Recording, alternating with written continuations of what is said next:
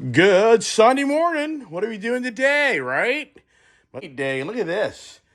Wow. So I plugged this car in 9 hours ago. Well, no, excuse me. I plugged this car in at 9 o'clock last night, and right now it's like 8:20 this morning. So this vehicle, I took it down to I think like 9 miles. So this vehicle, think about this. This is a solid 12 hours of charging. Incredible. I'm learning so much in these electric vehicles. I mean, if you can see that little thing flashing there, that means that this thing still hasn't charged. When I walk out in the morning, this is usually not even lit up, meaning it's completed its task. Wow.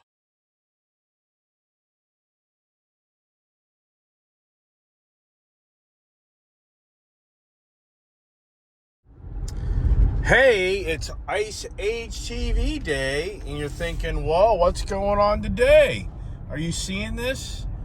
85 mile an hour, 85 mile range on my electric vehicle, and I have 82 miles home. Now, I was at 91 miles to home, and I was at 91 miles of range.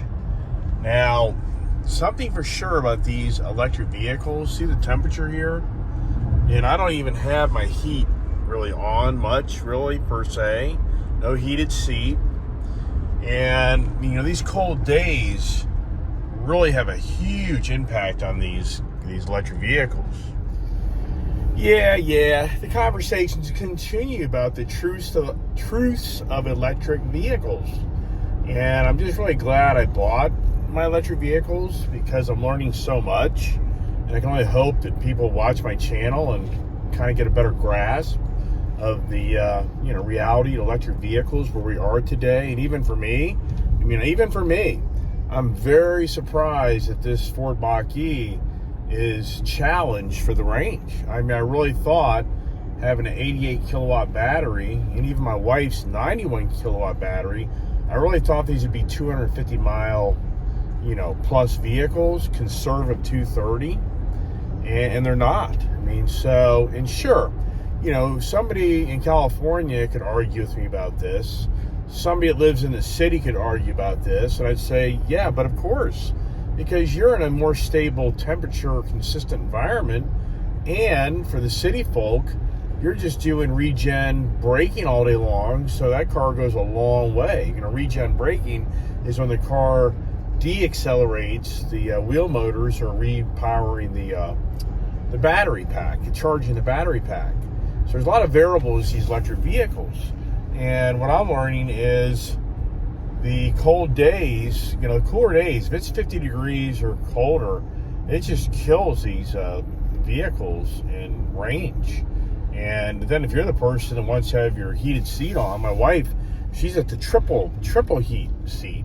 Her heat, she isn't that hot in the car, but that'll suck a lot out of your vehicle. So my wife, I'm noticing on my wife, same thing. That vehicle with the cooler days is just not getting the range you think it would. And even to the point that if you look at the car sitting for a day in the cold weather, it loses the capability. You lose charge. I've got a phone call. All right, distractions. The car industry is slowing down, and there's a reason for it. I think there's many reasons for it. Now, the number one reason that they're blaming is because of supply issues for new cars, which I can believe that. But overall, I truly believe that things are changing. And here's the thing. As an individual, I do not wish hardship on anybody. That isn't who I am. I don't get off on that type of stuff. But you failing in life, oh boy, that's exciting to me. What's exciting to me is hearing the success stories of people that went through challenging times and prevailed. I like those stories. But at the same time, here lately, some of my dealers have been calling me. When a dealer starts calling you, wow. They don't usually call because they're so dang busy. But here lately, I've had some of my dealers call me wanting to know if I want to buy a used car from them. So that's something new and different. And if you read today's Wall Street Journal report about GM and Toyota and all the other manufacturers, they're down 16% plus. And, there's claiming supply chain issues. So anyways, back to the electric conversations of the car that I own, or the cars I do own. Something I really noticed, I charged up this car in my shop 2 nights ago. And then last night, I charged up my wife's car. And, just the record, so get this. Since right now, I'm going to probably have 3 electric vehicles, maybe 4, because I've got the Ford F-150 Lightning coming in with a huge battery pack. You just don't understand this stuff till you start buying these cars. When you have a 138 kilowatt, battery pack, and that may be 131. I don't know. I should look it up, right? Yeah, I should. So when you think about having to, recharge a 130 plus kilowatt battery, and you're at like, 20 kilowatts, that's a massive amount of kilowatt usage to repower that battery pack. So my challenge now is, at my shop for my business, if I have 3 electric vehicles, managing me to keep them, powered up is going to be a challenge, meaning I don't have enough power at my property. So I've reached out to my electrical company, Dominion Power, and I'm asking them to pull in a whole new panel for my barn, which that would actually be good, because I got my business in there. My accountants always told me, 20 plus years ago, you should break off the meter to your shop and barn and blah, blah, blah, blah, blah, blah, blah.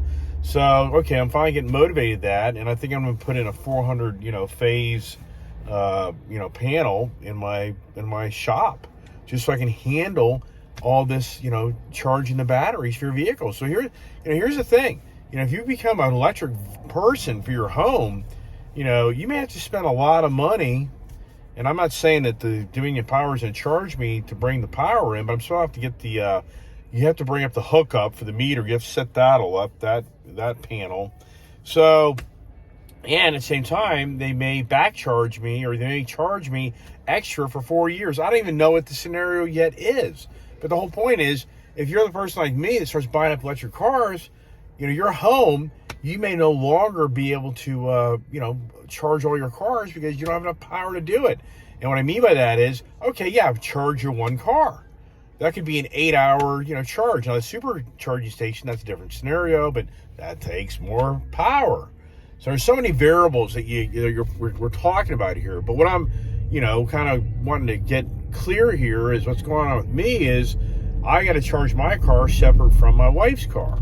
And since she doesn't drive to work every day, that's actually pretty good, but not like I can't drive my gas cars. How many of those do I have, right?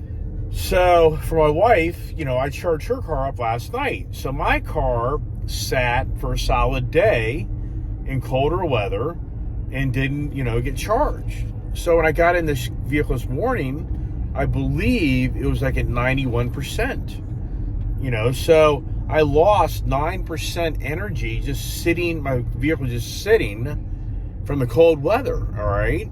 2 days of sitting, would the car be at 88%, 85? I don't know. So here I am. I have today a 200-mile driving day, and now, fortunately, if you kind of look here, I'm driving right now a lot of back roads, which is, up and down hills, but I'm getting the regen power, and right now, I've gained 4 miles. It was about 1 to 1. All right. And I did this the other day. I'll have pictures of that as well. I was in the same scenario the other day. I was literally like 44 miles home and like 44 miles of range.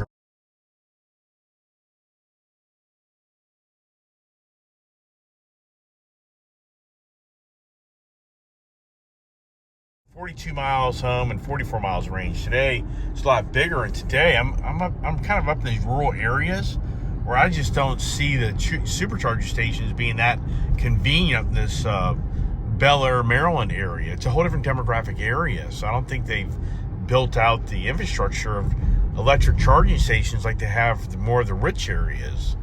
So, that's a whole other variable of where you live in this country. Buy an electric vehicle, if you're in a rural area, you're kidding yourself. You're kidding yourself. It's not worth it. And once again, I am sharing my fun factor with my vehicles, and I'm sharing information. And some people be like, he's just wanting to go down the path that electric vehicles will fail.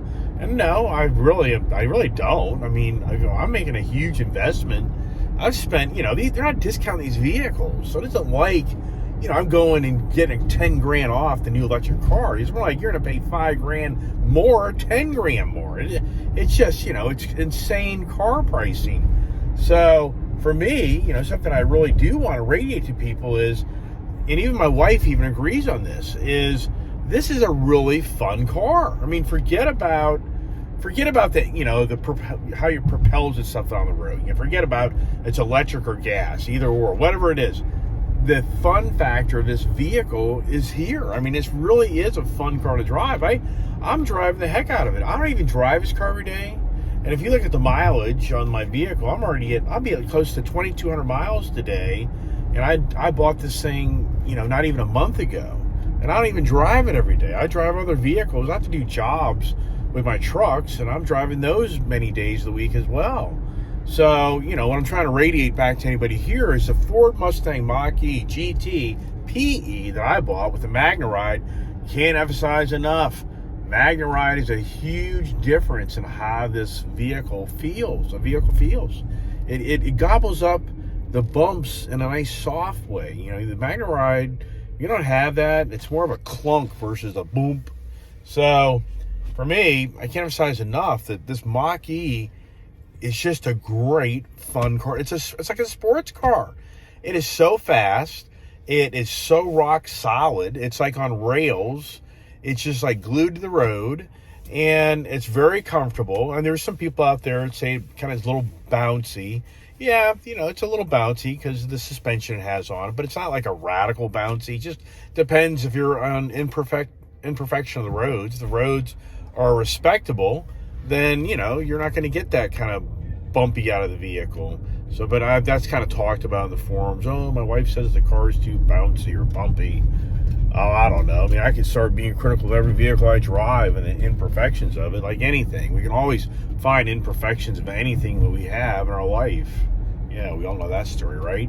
But here, kind of going back to, truths to the electric vehicle, this is a vehicle that is so much fun to drive. I'm enjoying it.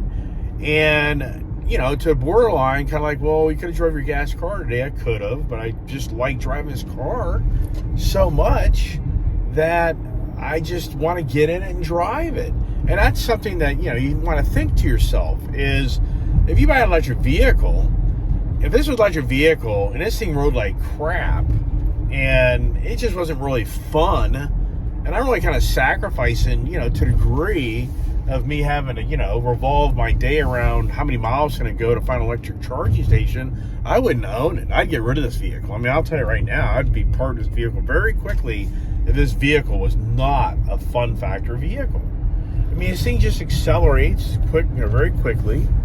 And I mean, it's just, I can't, and it's a quiet vehicle for the most part. And I mean, oh my gosh, I just can't emphasize how, for me, I'm not disappointed at all in the actual vehicle as far as like the fun factor goes and the quality.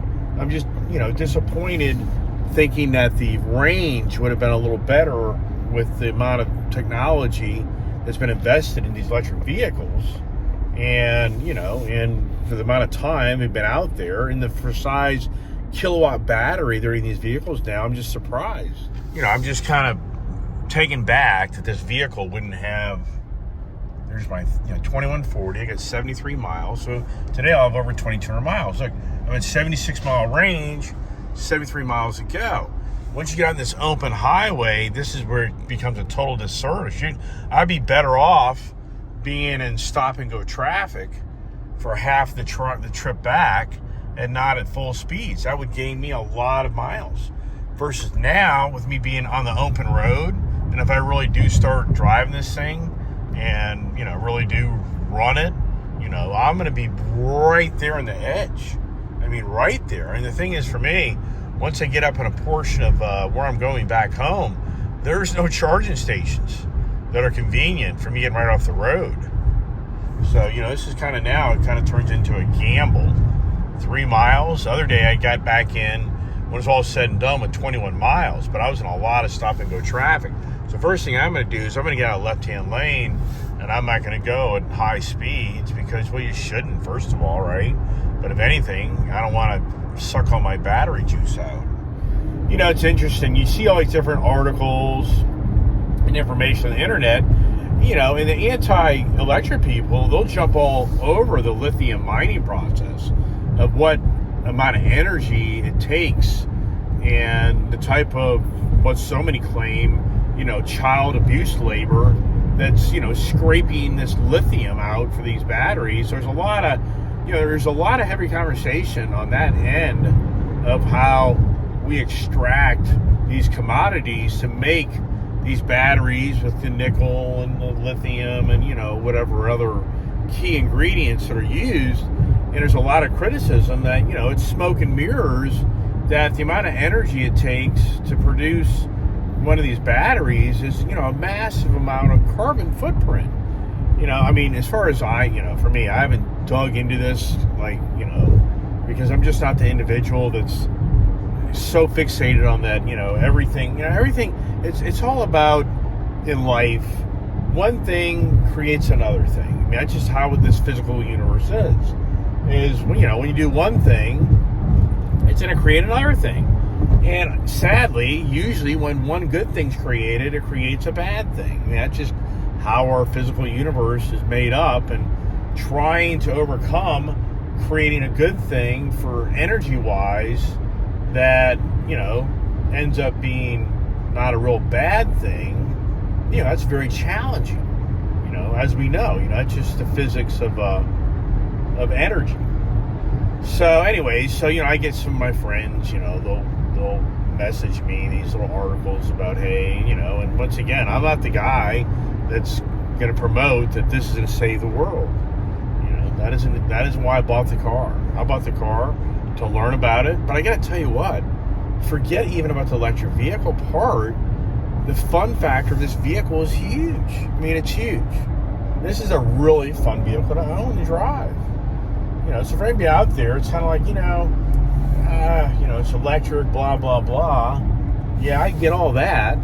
But, you know, but you're sacrificing your fun factor for the electric. And no, that's what I'm trying to emphasize, is I am not sacrificing the fun factor of the vehicle for the electric, you know, where you have to manage the charging of the vehicle and the ranges, which I think that's huge. That's a huge statement about this vehicle, because as I just said a minute ago, if this vehicle was not fun and the range was kind of where it is now, you know, would I be more into Page? I think I'm going to let it go, and I had my day. Yeah, I would be. I would. I mean, that's who I am.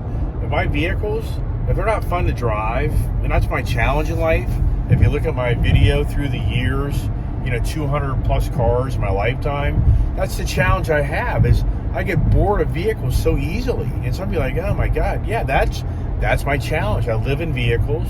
I've been doing it most of my life, since like 1985. And, you know, I just ride around in vehicles all day, every day of my life, just about, because that's been my whole, you know, makeup of my career, from the different things I've done, from driving tanker trucks for the fuel industry, and being an outside salesperson, and creating my own business, you know, that requires me being in the field all the time. And, you know, and so I'm in vehicles so much that, you know, the downside for me is I get bored of them. You know, like, oh yeah, I had my fun with them, now I'm bored of it, I want something different. And you know, that's, and some people are like, I get it, some people are, you know, they're different from that. I understand all that. Look at this. So right now I'm at 68 miles, and now I'm at 72. That's interesting. Just a minute ago, it looked like it was a little different from that. So I'm doing pretty good so far, because I'm not really being, you know, aggressive on driving down the roads, which that's a good thing, right? And I love this Blue Cruise capability where you set, you know, look at this here. I mean, come on. I mean, you know, this car drives itself. You know, the car right now, you know, this car, look at this. I mean, this is just so cool. You know, the tractor trailers, I never trust these vehicles, because these tractor trailers kind of move over a little bit, so I always grab that wheel a little bit. I mean, I know some people be like, oh man, go for it, but I'm on the page. I've ridden around these cars enough, and remember my F-150 Tremor truck, you know, that truck was the first time I got exposed to Blue Cruise, and and it gets a little freaky. It's dangerous because you can fall asleep behind the wheel of this car. You got a long trip. I took that F-150 Tremor truck to Florida, and with this Blue Cruise on, I'm telling you the truth, man. A few times I about closed my eyes, I took a nap just about. And then what's dangerous is that this system will just kind of like turn off, but it doesn't really give you like a warning that it just did turn off. I mean, somebody be like, "What?" Yeah. I mean, I'm not lying to you. So it's very, this is, I think as time progresses, you're going to hear about the crashes with the Blue Cruise, where people are going to not be paying attention, and they're going to end up falling asleep behind the wheel of the car, or doing their doing their fingernails, or playing a puzzle in their car, and there you go. I mean, I'm just telling you, it's inevitable. It's going to happen. But isn't that so cool? And this thing goes through the corners really well, also.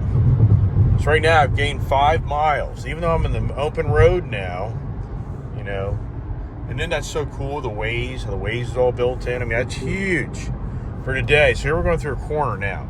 So in today's technology, having that Waze is huge on, knowing what's going on up the road and everything, even to the point that this morning I was on a road that was a 55 mile an hour road, and and the sad part is, if you drive the roads anymore, most people do not obey the speed limit.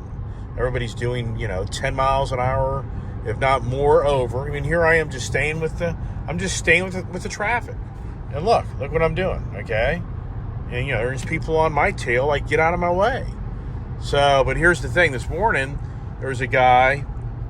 Here a few hours ago, I was on a main road, and a guy literally, he came out of nowhere. I mean, this is on a 3-lane, like a toll road, and it's a curvy type of road, and this guy in a Jaguar F-Type, very similar to what I owned,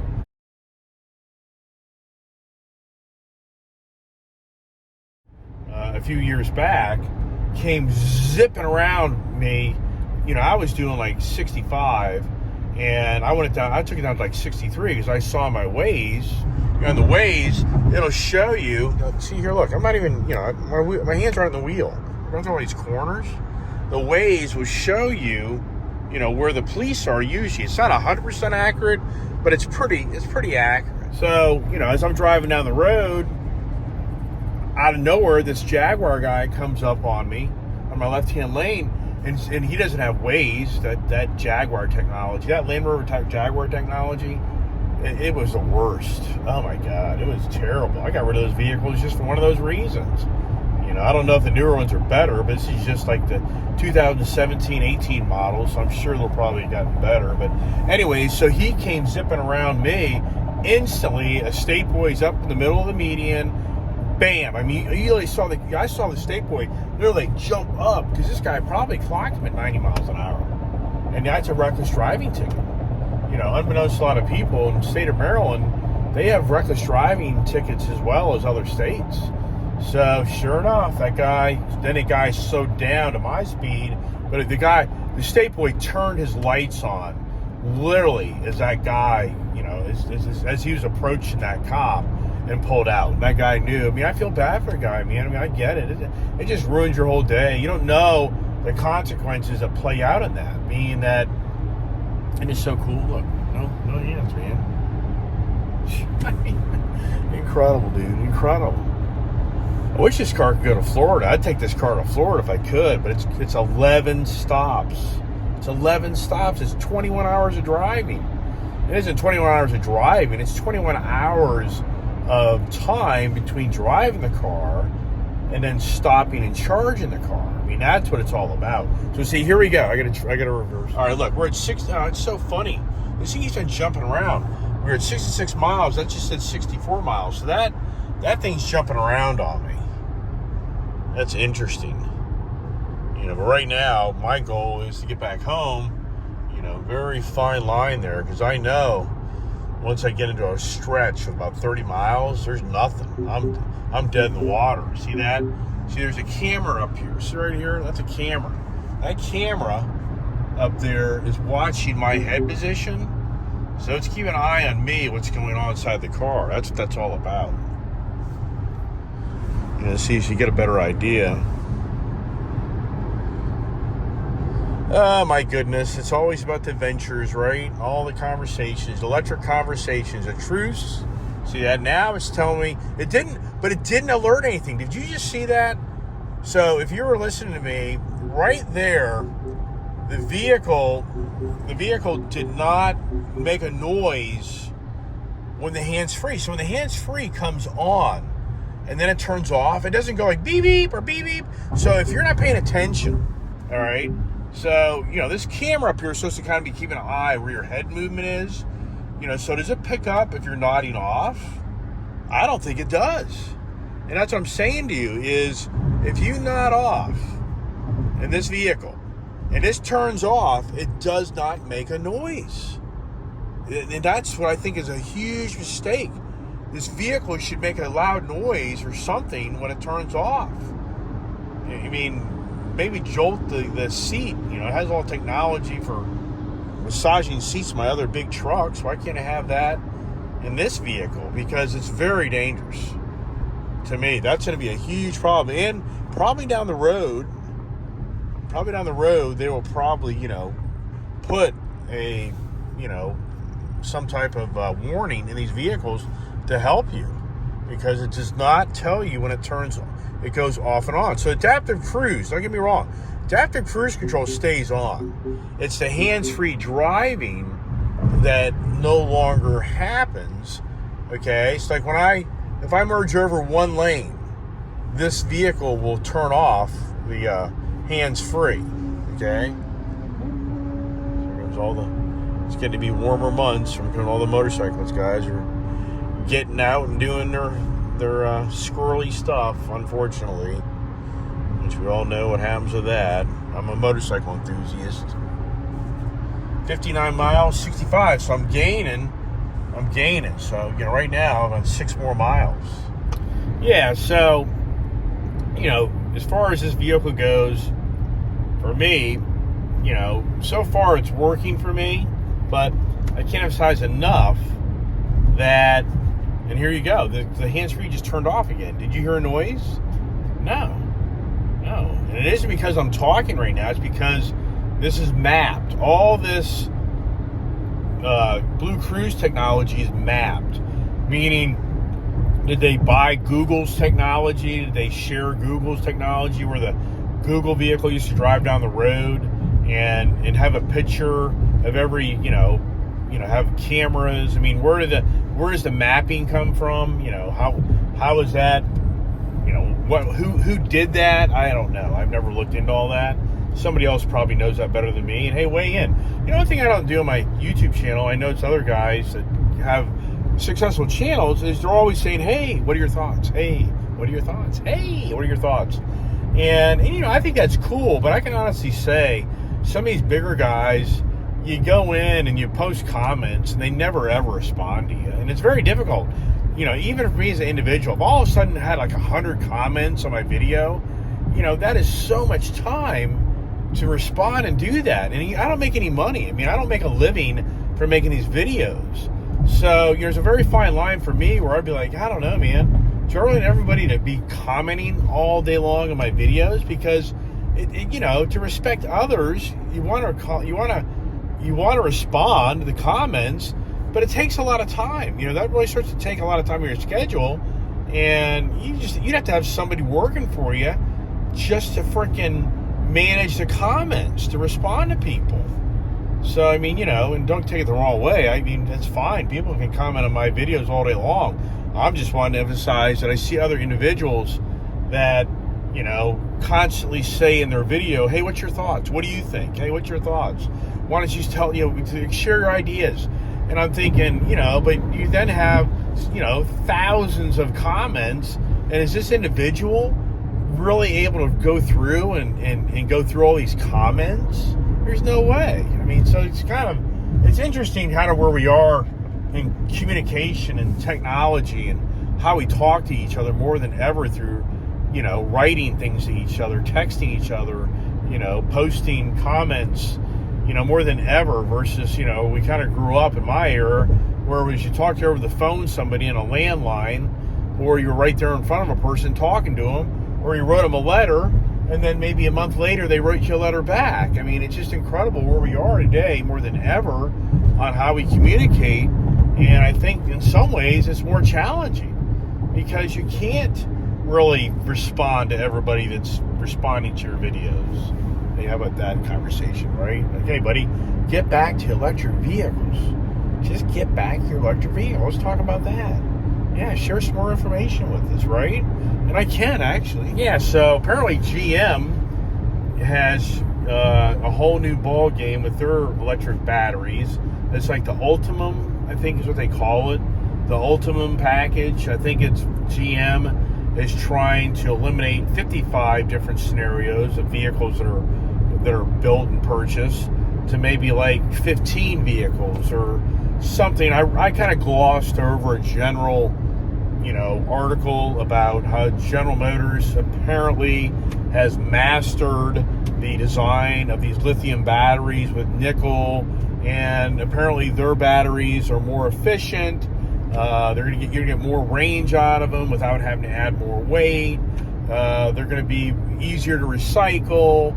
So General Motors is really promoting that, hey, we really have figured out how to design a battery pack better than others. It's always about advertising. It's always about brand recognition. But just this past week, General Motors, like on March 30th, I believe like on Car and Driver or Motor Trend or one of those internet-based car info websites, shared that General Motors, has the Ultimum, battery pack. And I could be pronouncing that wrong or saying it wrong, but I'm pretty sure that's what it is. And the whole goal is they're going to be sharing these Ultimum battery packs that'll be universal to many of their platforms, their vehicles, and that they're going to be ahead of others on range for vehicles and the weight capacities and the recycling of the materials, so they'll be a more user-friendly, battery.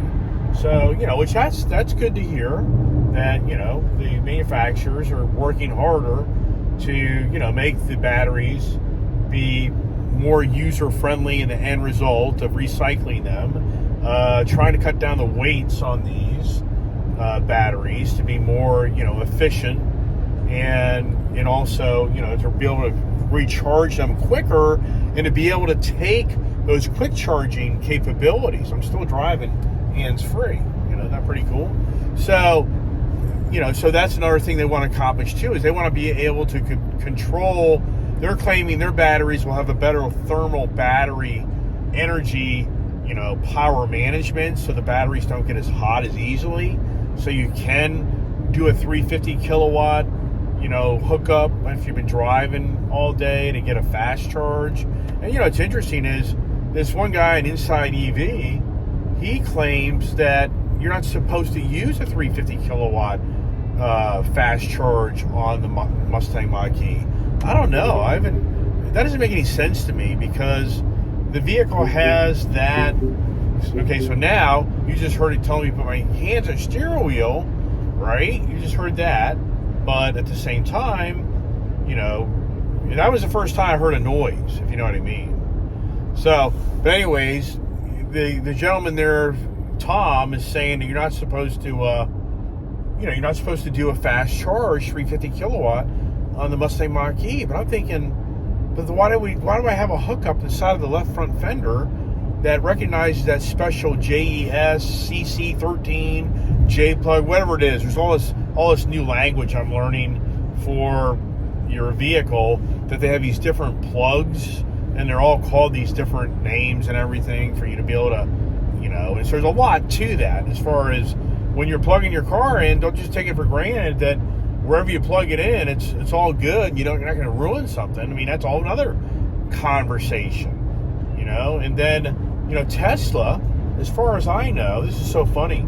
So his car automatically just sped up on its own when it saw a 70 mile an hour speed limit zone, and it was probably proportional to, I was like 3 miles an hour over, and it went 3 miles an hour faster. Let me show you. So my car just went to went from, like, we were doing like 60 miles an hour, like 58. Then I hit a 70 mile an hour speed limit sign, and it went to 73. So it went incremental, which I've always wondered about that. So like here, I'm at 50 miles, 56. So I'm still doing pretty good, even though these aren't really, 3 miles an hour over, that's okay. I think I'll be able to manage that as I creep home, right? Yeah, so I'm the hands-free still, and so here's the thing. There's Tesla. My understanding is right now, Tesla has not opened up these supercharger stations. If somebody knows something better about that than me, I haven't done a lot of research on it because I haven't been in a bind having to use Tesla charging stations because I'm basically just keeping my car remote to my home and my business, and I can manage my driving ranges, and I've been able to find Electrify America. But what's interesting is I posted on the Mach-E forum about, can somebody give me the secret code for Tesla to charge my car? And a bunch of guys were like laughing at me, like, is this some kind of joke?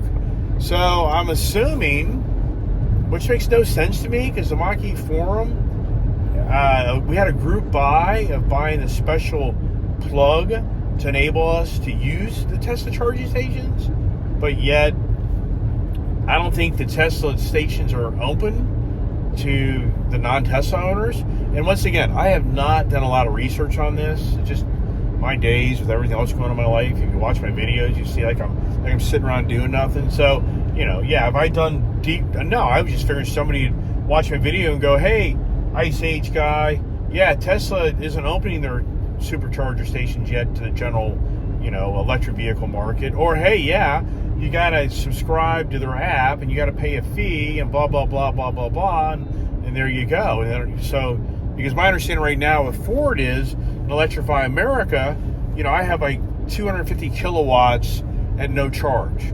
So that's what happened to me here a few weeks ago when I was up in Bel Air, Maryland. I went to a Walmart. I used a 350 kilowatt charger. It was really great experience, fast, efficient.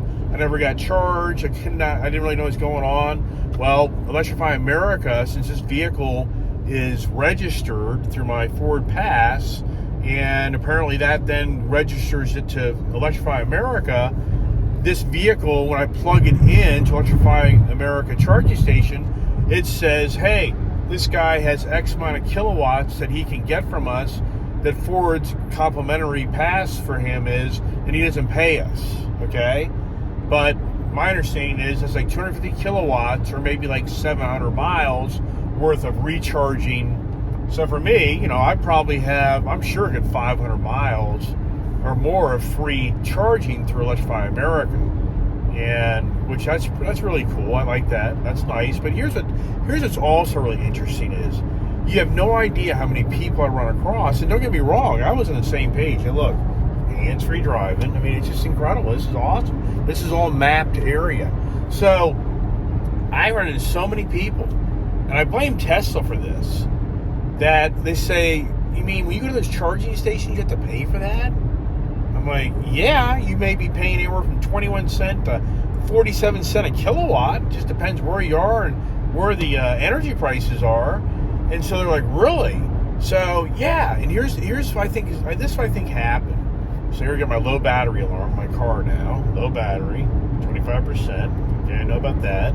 So here's what I think's going on. I think that Tesla, years ago, when they brought their car to the market, my understanding is Tesla said, hey, buy me a $100,000 car, $80,000 car, whatever the price was.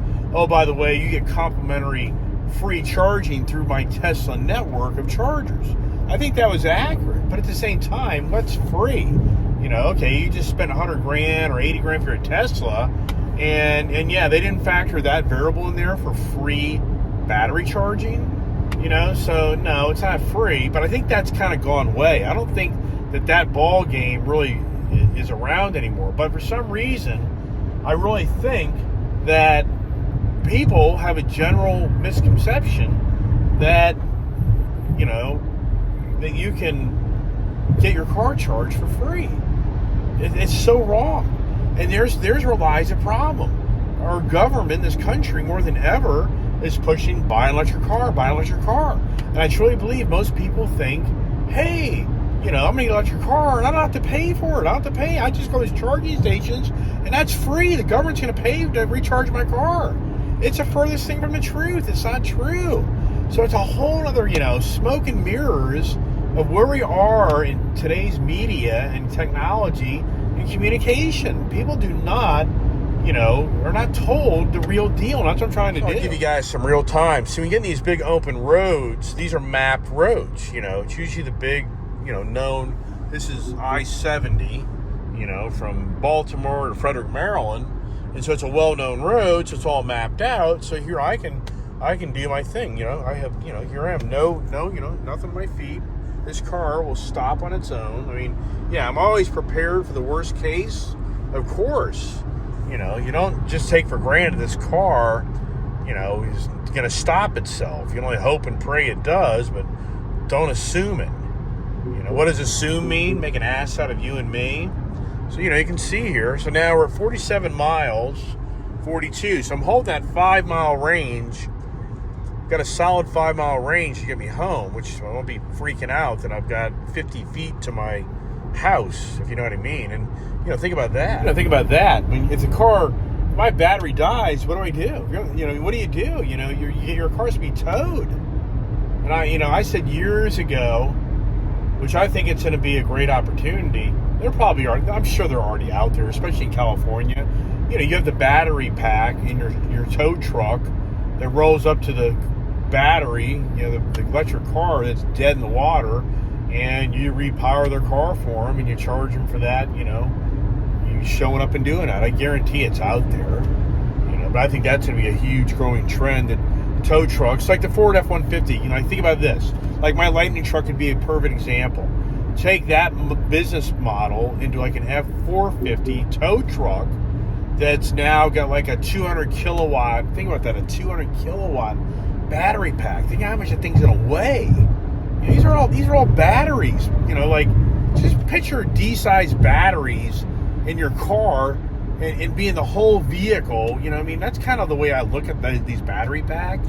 Just picture a ton of D-sized batteries in your car. That adds up. So anyways, I think what's going to happen is you'll have the F-450 tow truck, F-550, whatever it is, and it'll have its own 200 kilowatt, battery, but it'll be set up for the guy to go show up and use his battery to power your car.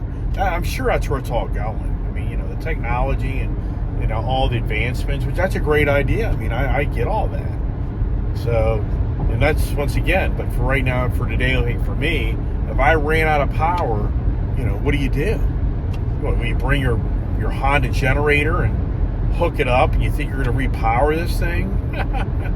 Yeah, nah, yeah, right. Yeah, so let's hope that doesn't happen today, right? All right, this is where it kind of gets freaky. So we're going to be going down a hill.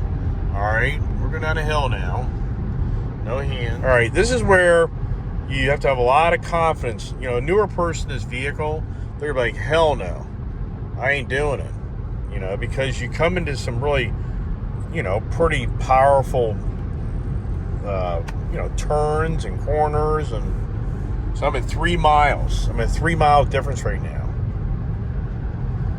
Yeah, I've got some videos of my F-150 Tremor when I went by Jersey barriers, and like, holy crap. It's like, wow.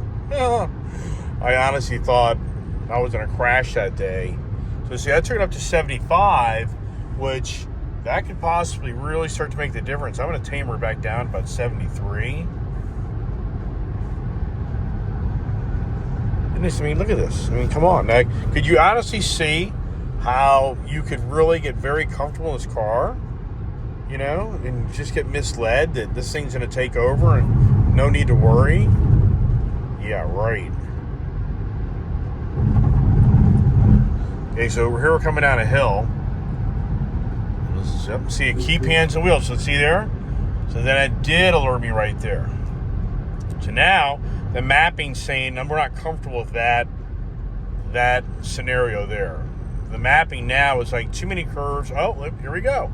So it totally even fakes you out on what even for me, it's kind of like, why did you do that? Okay. You know, and so it's like a hit and miss type of thing. But we got a really good corner coming up here, and I have cars coming up, and that's why I literally have my hand like right here, because we're going to come into a pretty good curve up here. You know, for a car driving itself is what I'm trying to tell you. So watch this. Look at the steering wheel. You see the steering wheel? And there's a car on my left-hand side right now. It's like, yee. Okay, so now, watch the road. It's me, not the car. Do you see that steering wheel? Look at the steering wheel. How much it's turning right now. Yikes. Oh, geez. You know, the day of my kids sitting in I don't think it'd be a car. I think it'd be a drone. I think in future it's drones, where you'll just be sitting in a pod, and it'll take you somewhere with nobody even, you know, it's just computers. So it's all going. It's insane. And this is why there's a huge, you know, chip problem. So I got 3 miles. I got a 3-mile buffer. Yeah, this is where we had this huge chip problem. It's because the vehicles today, it's just a computer. I mean, more than ever, I am sitting in a rolling computer. And when you hear about that F-150 Lightning truck coming to the marketplace, all the technology in that, it's a huge rolling computer. I mean, it's massive. I can't wait to get that truck. That's going to be delivered like in May. Now get this. So I talk about the future, okay? So my Ford Bronco, Cyber Orange, 2-door, that I ordered the same time I ordered my other Bronco, it just doesn't end. It doesn't end. You know, that thing was built December 13th, I thought. Who the heck knows that thing was built? I don't even know it at this point. So Ford Motor Company sent me an email like 2 weeks ago saying, hey, your vehicle's going to be built by March 31st, and we'll update you with shipment, you know, when it'll be shipped out to your dealer. So then just 2 days ago, I got an email from Ford, and now the delivery date for that thing is like the 18th of April, which, you know, that's okay. I mean, I'm in no hurry to get that vehicle. It's like I don't have enough things going on in my life, and do I really need another Bronco?